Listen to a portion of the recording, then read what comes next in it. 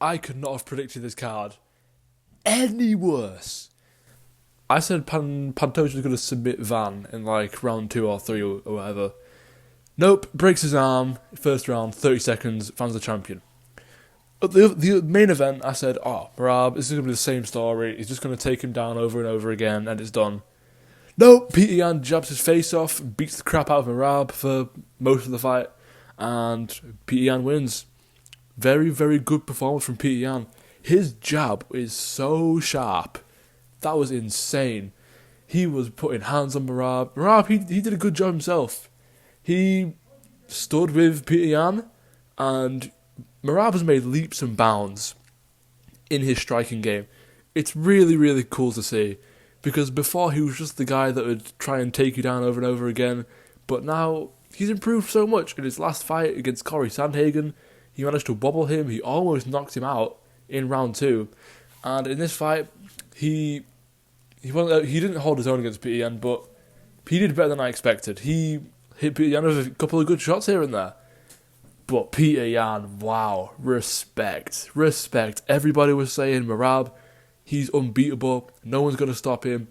I thought he was going to run through Peter Yan again. Same strategy, but no. Fair play. I guess the hand being broken in the first fight was a valid excuse after all. Very, very good performance from Peter Yan.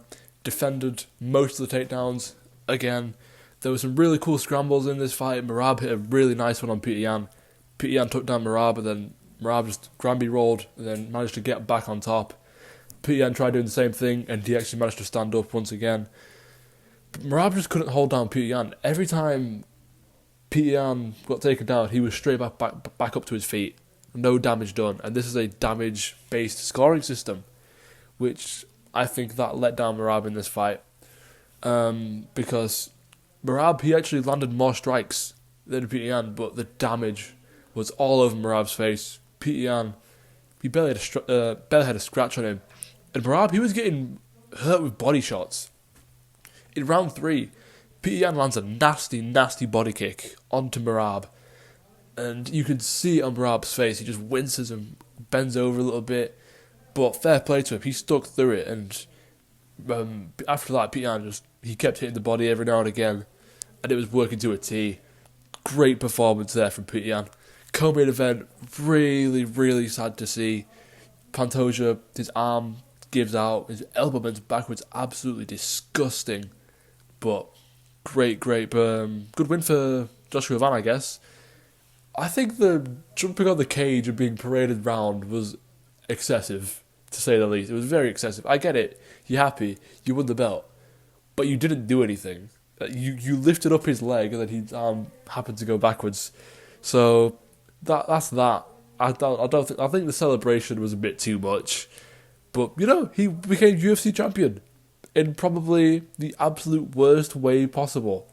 This is up there with Aljo winning the belt against Peter Yan with the illegal knee. So that's all I've got to say about the card. That's all I've got to say about the main events. I made probably the 2 worst predictions of my life. I even titled the video, I'll put on the thumbnail, this is the easiest predictions I could ever make, and they were both wrong. So, good stuff.